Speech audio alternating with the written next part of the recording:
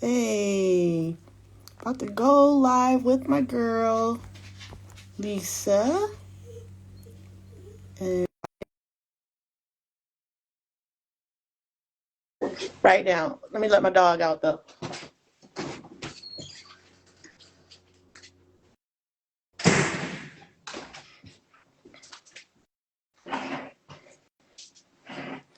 Lisa, are you there?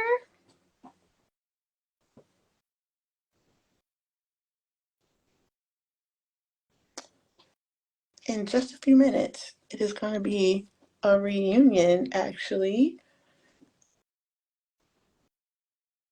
Just waiting for my girl.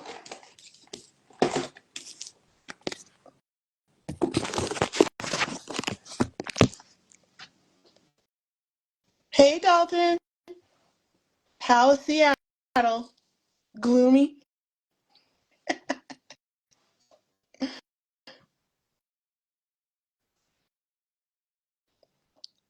Let me check in with Lisa again.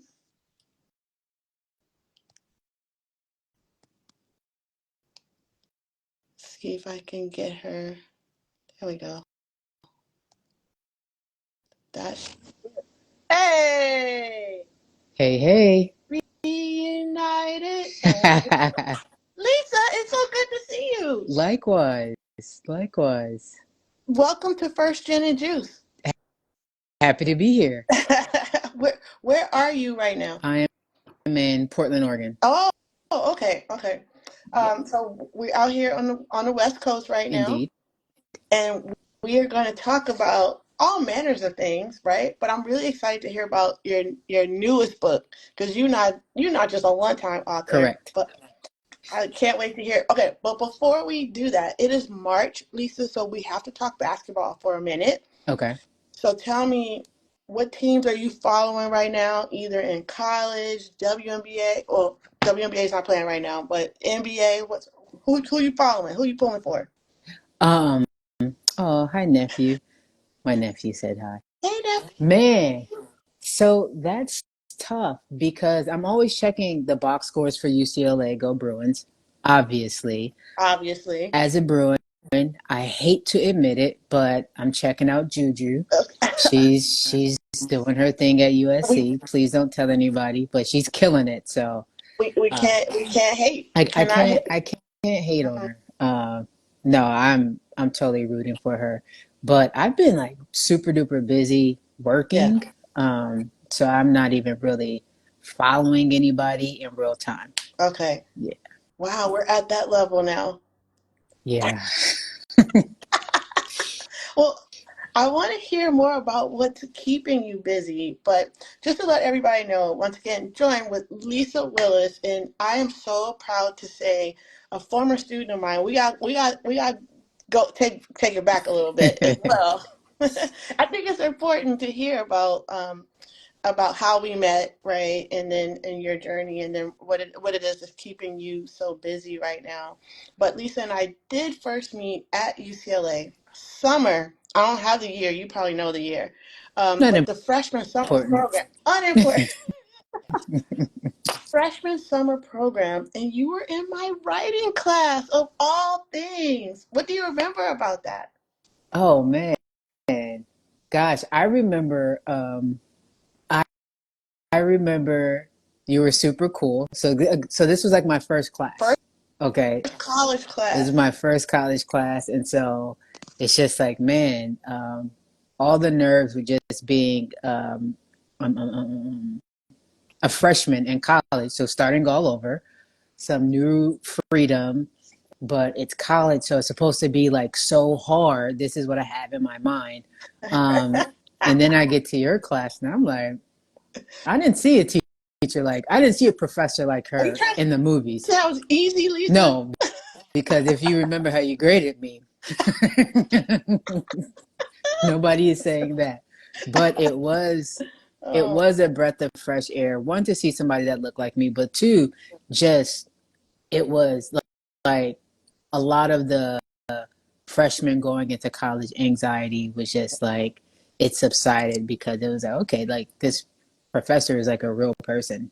Like Yeah. it's not like the Visine dry eye commercial. Like it's, Yeah. it's an actual human. So Oh, so I'm yeah. glad I was human. Yeah. And we all loved you. Oh man, We I all love loved you. I love that class so much. This is the truth, y'all. I love that class so much, and you all gave me this clock with like your faces on it. Oh, And I remember playing basketball. Like we went to the court. Do you remember that? It was a writing instruction. It was a oh writing wow. assignment. Wow. I don't know if you I don't remember. I don't I remember. had you guys play by the rules that women played with back Back in like in the day. you and then you loosen it up and we were like talking about like why those rules are in place, what that means for writing. Um and I think it can be unnerving your first writing class in college, right? Um, and I remember folks sometimes feeling down on themselves, like, oh man, this isn't like it was in high school. And then to see everyone's confidence, like by week 3 or 4, like the confidence definitely went Right. up. Yeah. Right. Yeah.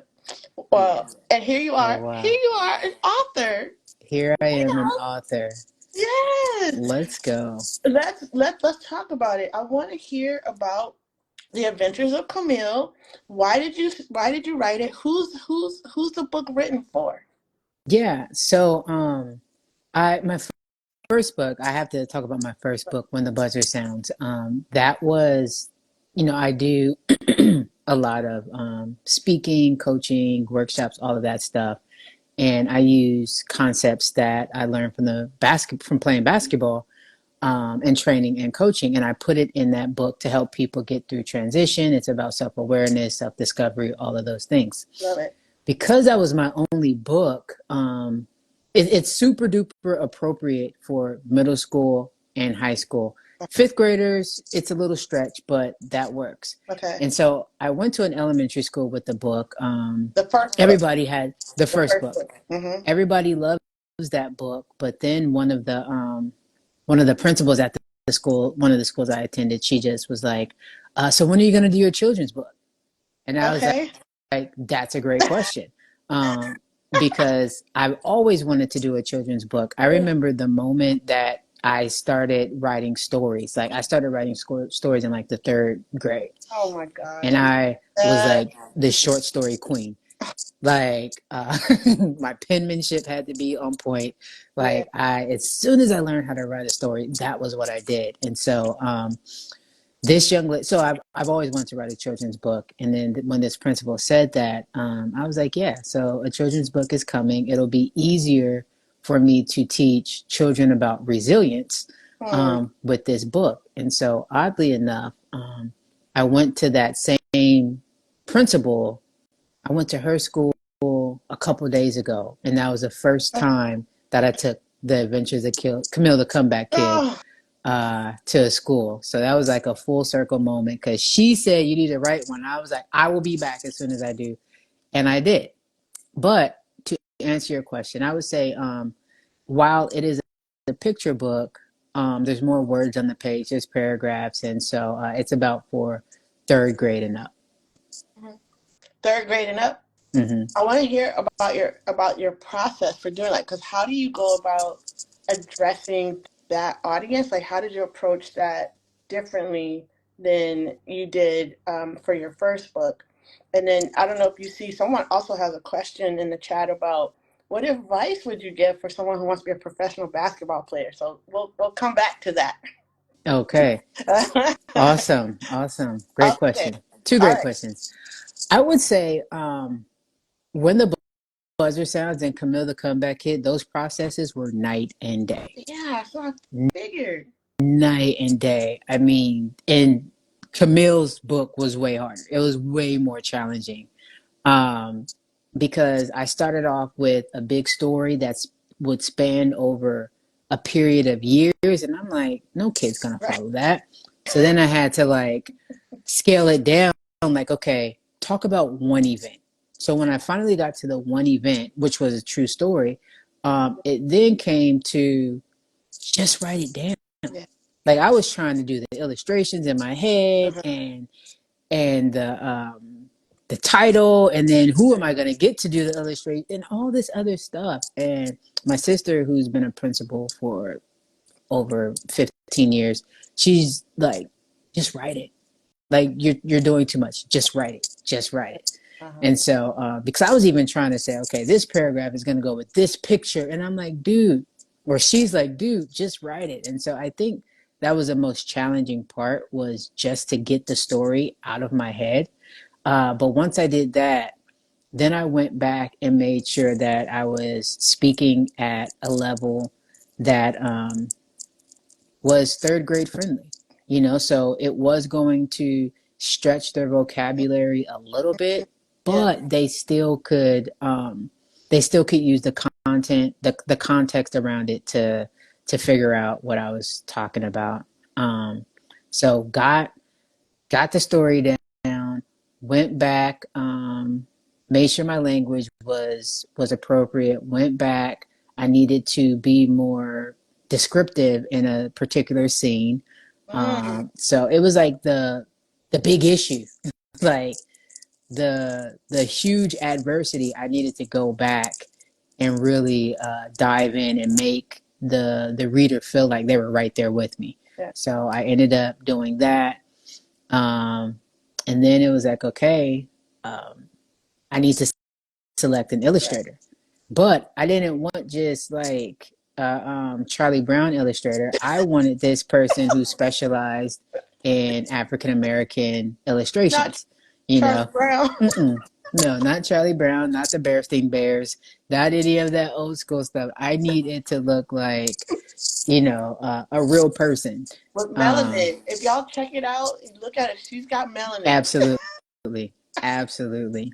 And so I found the illustrator, and we just started going from there. We started doing the characters first. I had to run it by my family members to make sure that they were depicted, how they wanted to be seen, Oh, because they're my support system in this book. And yeah. so I changed the names to protect the innocent, but They're all those are innocent. real, right? But yeah, so those are real pictures. But then I had, or real characters, but then I had to, then it was finally time to say, okay, for these two paragraphs, what picture do I want to show? What illustration do I want? And that was really difficult. Oh. Yeah. I don't think people realize like this process, right? Because most of the time we just get the books and they're just there, but the thought process that goes into, like you said, matching the images and all that, making sure the language is appropriate. I'm glad you're sharing that. Yeah. It was tough. When I completed it, I was so excited, but it was really Yeah. tough. How did you decide who to publish with? I am self-published. And Yeah. how did you make that decision? Yep. Because a couple of things. One, I wanted to keep my money. Okay. And two, I self-published my first book as well. Mhm. And when you self-publish, you have more control. Like, I didn't want to go with and down the line, I'm sure I will go with a publishing house, but at this point, I want it to be 100% my I love voice. So whether you like it or you hate it, it's my it. voice. Nobody else said, "Oh, well, Mhm. that's too much or more." Nope, it's 100% my voice. And so that was one of the main reasons. And then yeah, I knew that I could slang it like people slang their mixtapes Yeah. and make more money. All right, J. Cole. Um, Right, right. okay, but take me back, Lisa.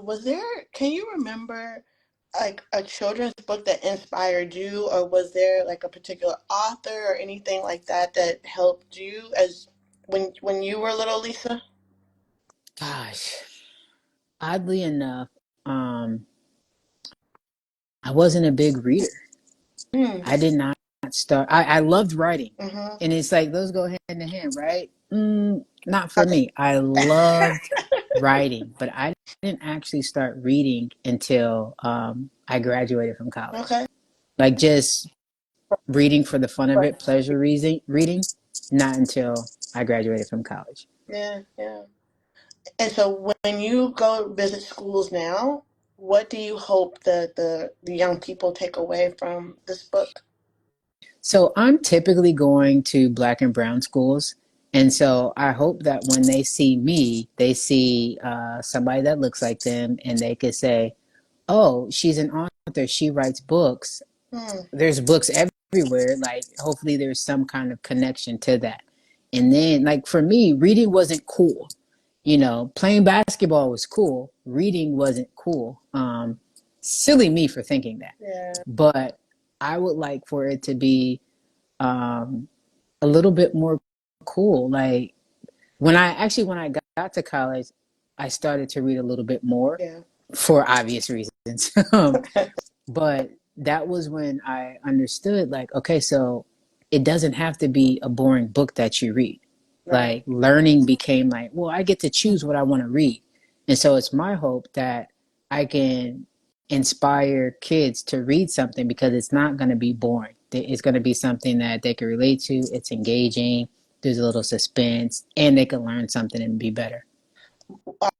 What have your readers said? What's been their reaction and response to the book so far? Oh, they To love it. They love the graphics. Yeah, yeah. they love the graphics. The little girl looks just like me, Mhm. obviously. Camille is my middle name, so this was a picture of me as a little girl. But they are the first thing is that they love the bright colors and they love the illustrations. But then people love the story, but Yeah. especially when they realize it was a true story, they absolutely love this story. Then there's a lot of educators and parents who are just like, this is great. We could have a whole lesson plan from this book. Yeah. I didn't know that. I just know that this is when I learned about failure, Mm. but people are just like, they just love it and they want to share it with everybody. Yeah, there's been a lot of conversation about like resilience and all that type of stuff. How did you land on that particular story? Because there's a lot of stories that happen in your life. Why that particular one? Um, People always ask me, so first of all, resilience is like my favorite word behind love. And Yeah. so I'm always talking about resilience, success, failure, adversity, all of these things.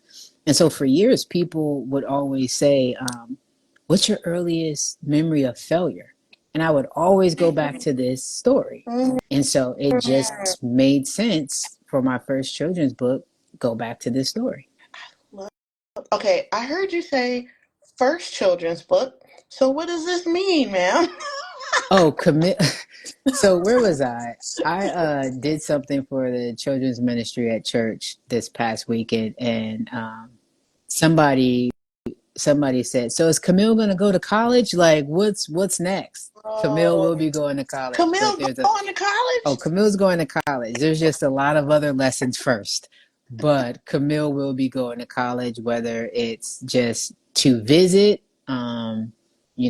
for some college tour experience, a field trip, something. Because we can't take her from 8 to 18 like that. So Right. we have to Yeah, we yeah. we gotta give her a few more experiences where she's learning some more social emotional skills. Lisa, so did you have to like do some homework, some like children's development research or anything to like have the story be appropriate? Like how did you approach that? I mean, I've been working with children for a very long time. Yeah. So once I retired from the W, I immediately started working with children doing basketball training.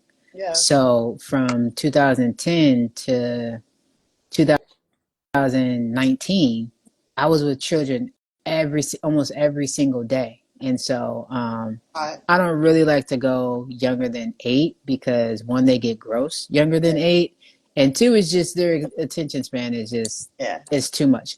Yeah. But I've been with them for so long, Yeah. so I kind of felt like I I know them. I Yeah. have tons of nieces and nephews. I've been doing the schools thing. Like, I know them. Yeah. Um, I don't know if you plotted it out yet, but do you know where Camille is headed most immediately? It's semi plotted. So The plan is to take the chapters from When the Buzzer Sounds Mhm. and create create a children's story to run adjacent to them. Yeah, yeah. Well, tell me this. Will Camille be the first in her family to go to college? Do you have a thought about that? Camille will probably be first gen as well, Yeah, but her older siblings went to college. yeah. Yeah, So not literally the first in the family, but first generation to go. correct, Yeah, it'll be correct. interesting to see how that plays out for her. Yeah, yeah, probably really similar to me. I'm wondering. When I was doing the children's program at church the other day, I was supposed to be talking about Camille, and I just kept saying I, and I'm just like, no, I mean Camille. So we're pretty similar. Uh, Yeah. so yeah, she's gonna go to college. I will say I don't know if she'll go to UCLA. She might go or PWI. She might go to a HBCU. So it'll Ooh, be a little bit different. why? Okay, I don't know if you remember this, but I went to a HBCU. Howard? I went to Howard. You do remember? Hey, why is that though? Why that change? What are you hoping to explore going that route?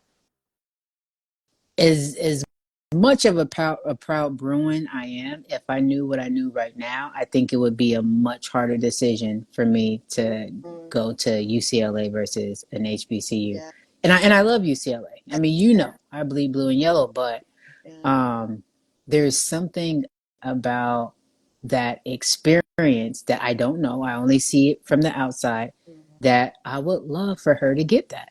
Like, yeah, so it allows me to recreate some things like and kind of live through her. So especially with this first book, yeah, The Comeback Kid, I use what is it, my literary discretion a little hmm bit, and I would say about 90% of this story was true, but the conversation that Camille had, or Camille's dad had with her on the way home from this big failure, that was modified to be more pleasant. okay. Uh,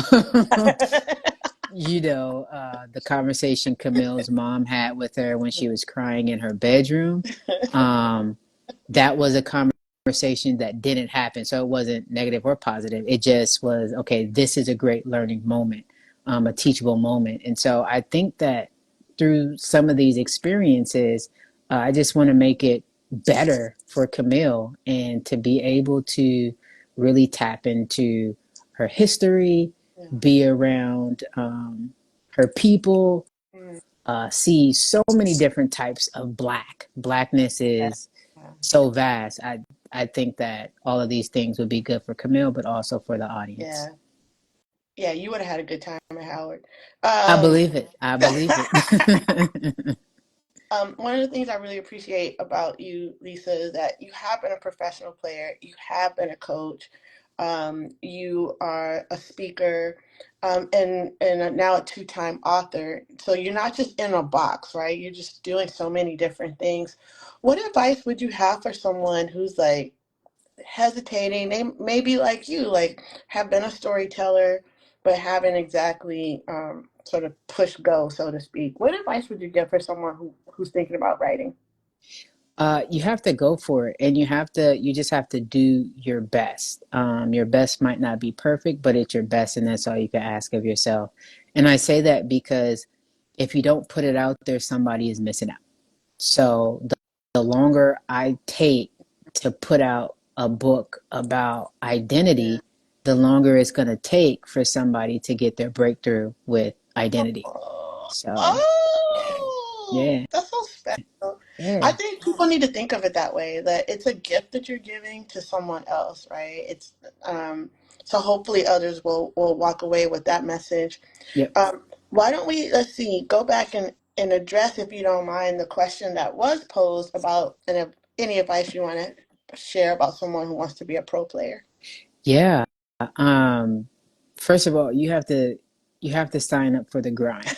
You have to sign up for that and be willing to go through it. Like it's hard. I will say I was a super duper duper hard worker. I was totally committed, dedicated, had grit, persevered, resilience, all of that All stuff, the things.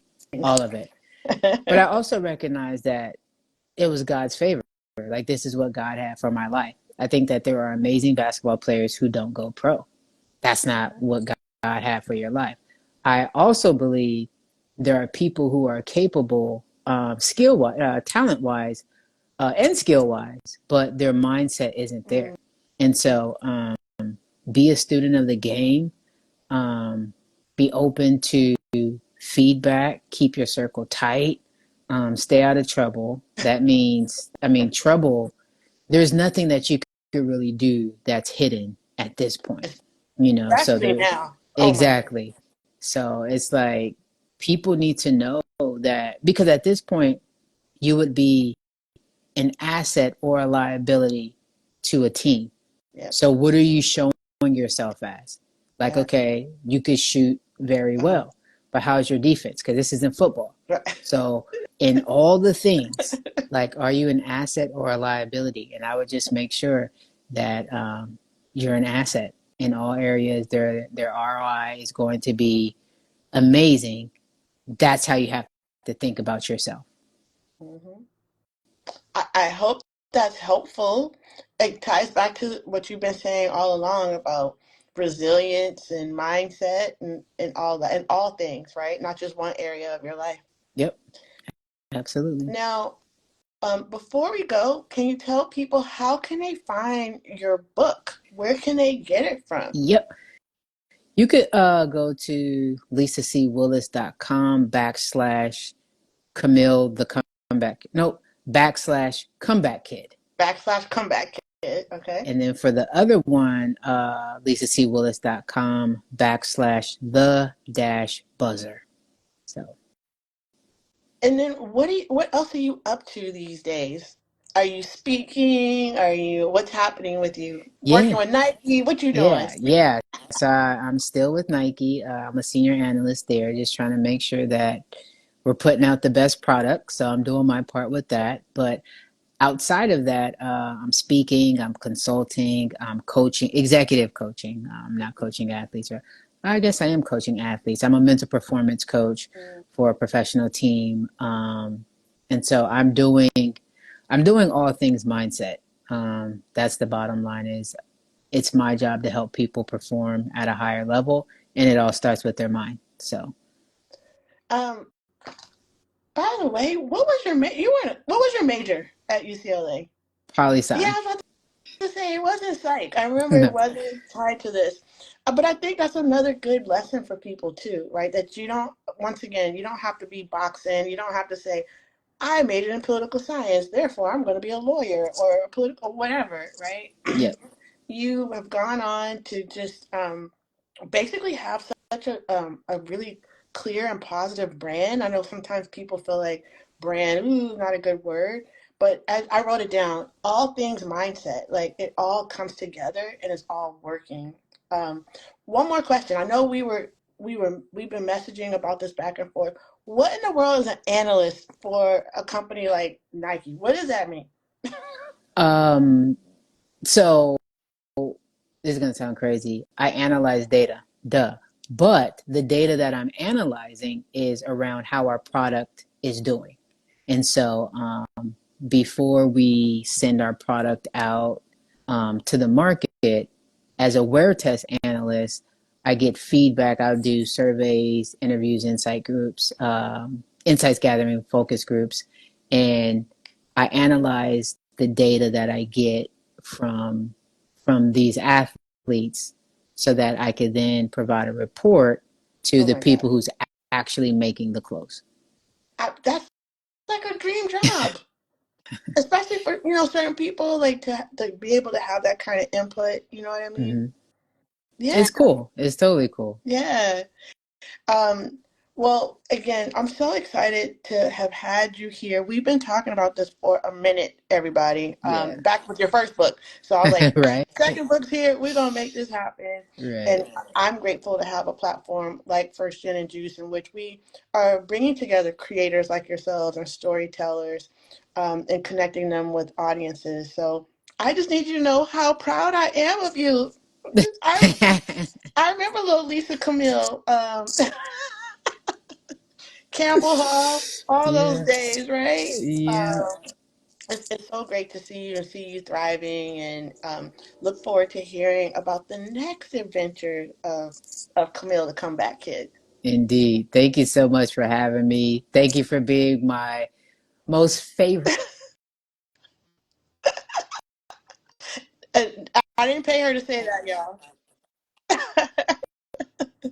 um, I did not pay her to say that. All Yep, right, yep. friend. It's so So good to thank see you.